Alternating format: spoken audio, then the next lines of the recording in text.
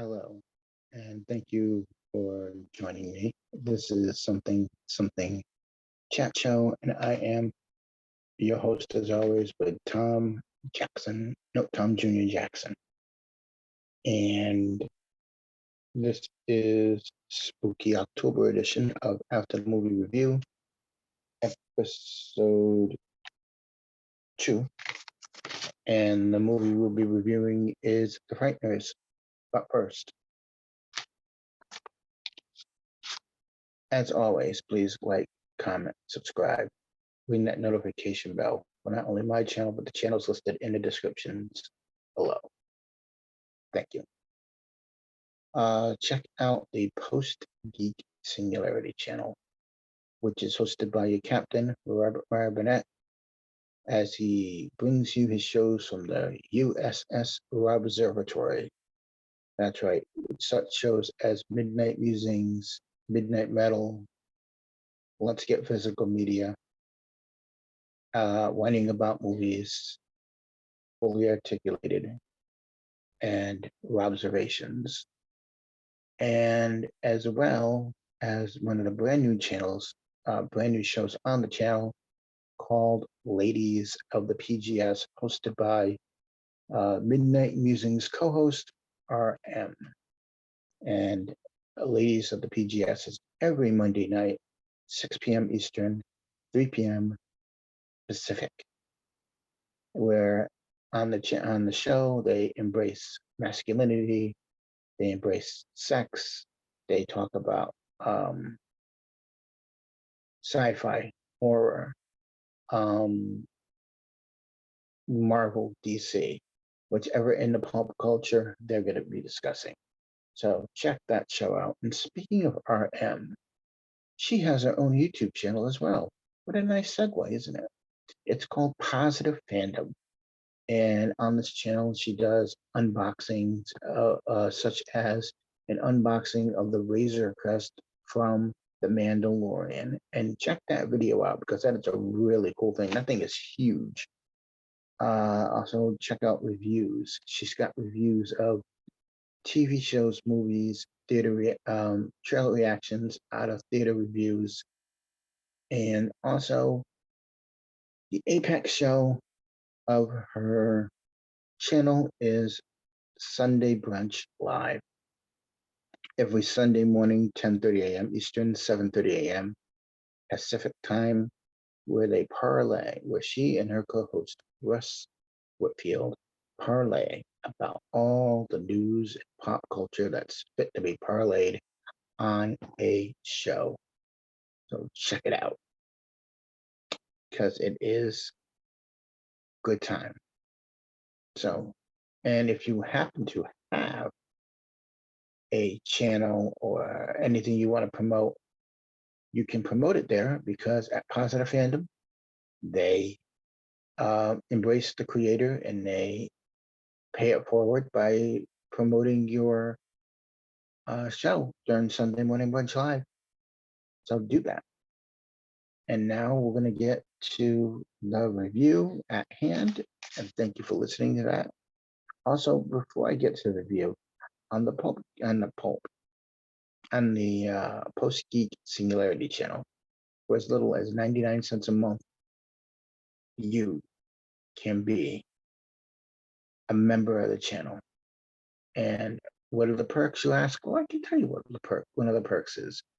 At any level, you can every other week join the captain, Robert Meyer Burnett, for what they call Spoiler Saturday, and it is a members only Zoom chat where you, as a member of the channel, sign up. You get a link at the time of the show. You go and you get to talk to Rob about anything. Like he worked on the first 2 movies for the Lord of the Rings in New Zealand, and he worked on the special features for that, which you can only see on the Blu-rays, extended editions, those documentaries that he did, and they are fantastic.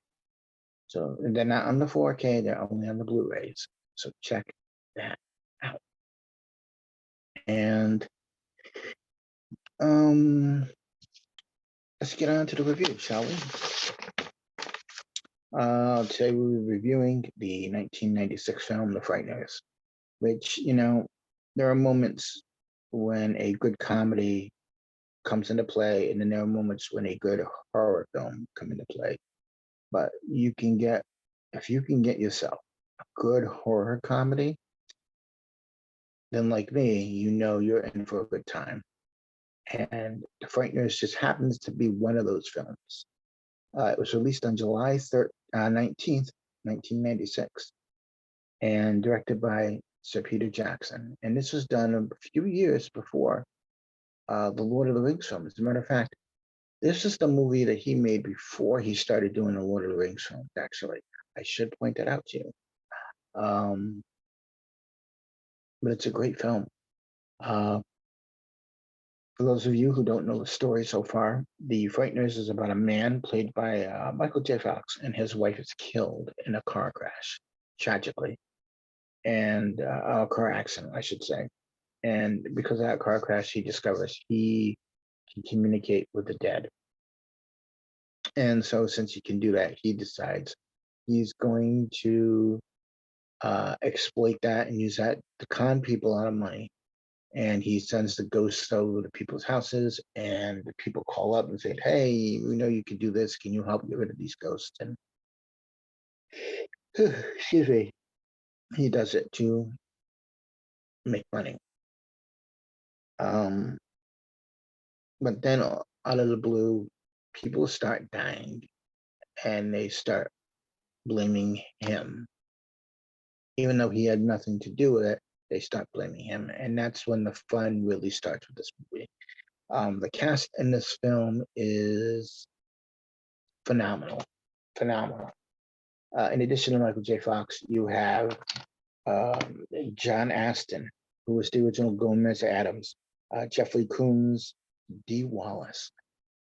Jeffrey Combs was in a movie called Reanimator, which we'll be reviewing this month on a spooky Halloween edition of After the Movie Reviews. So stay tuned for that. Dee Wallace, the mom from E.T., she's in this movie too, and I believe she was in Cujo. I could be wrong, but let me know in the comments. Jake Busey, whose father is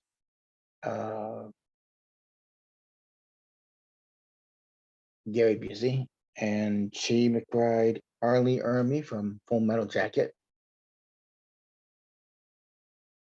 and Melanie Linsky makes a little appearance in the film.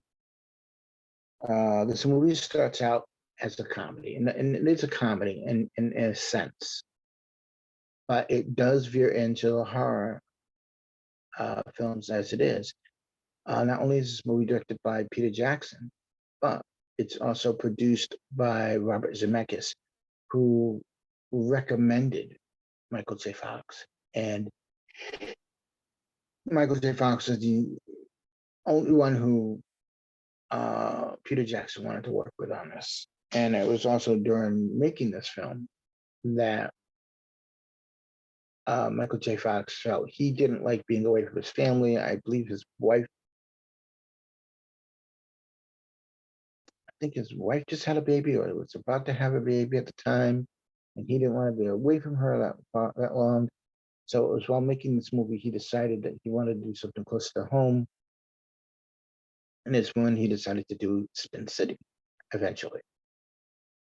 And this film, The Frighteners, would be Michael J. Fox's last time he had a leading film role in a film. And I think what a great film for him to go out on. It's a, excuse me, fantastic film. It's got everything. It's got ghosts. It's got a mystery to it as well. It's one of those films you could watch on a Saturday night, a nice rainy Saturday night, and get the popcorn out watch it. It's a great film. Um, the drill sergeant was supposed to be a spoof of the drill sergeant in Full Metal Jacket, and they tried a bunch of actors for the role, and they couldn't figure it out. And finally, Peter Jackson just decided, well, why don't we just try to get Arlie Ermy from Full Metal Jacket? And excuse me, and that's what they did. And Arlie Ermy does such a fantastic job in this film as the drill sergeant, and he guards the cemetery. That there are still a lot of uh, ghosts at or around, and um, Michael J. Fox did his own stunts in this film. And at one point, I think he hurt his foot. And since they were down for like a week or so, it gave Peter Jackson a chance to rejigger around the script and write it in and rewrite it a little bit and add some things. Add some things, and it's a it turned out to be a great film, and it's funny. Is it scary? Maybe for young children, it would be scary. I would. Then again, these days, you never know with what will scare a child and what won't. But I would say this movie is good for 10 and up, maybe, yeah, 10 and up, something like that. Um, the Frighteners is originally going to be a segment of the old show Tales from the Crypt, which Robert Zemeckis was a producer of. And he decided that this would be better if it wasn't just a segment. What if it was its own thing and it was just a film? Like this movie could have been Tales from the Crypt presents The Frighteners, but they made it its own film, and I think he was going to direct it, and then decided to ask Peter Jackson to direct it. And the film was filmed all the way down in New Zealand, and yeah, this is one of those movies I love. I just watched it yesterday, maybe, or the day before that, and it still holds up, and it's still like that last, I want to say,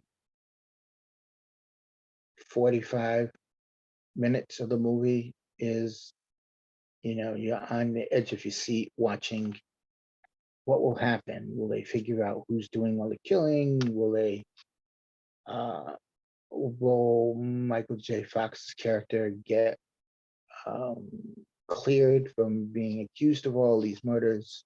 It's a fun film, and like Jeffrey Combs, as I said, he was in it. He plays a FBI agent, a very squirrely guy, quirky, squirrely guy, and Peter Jackson loves the movie Reanimator.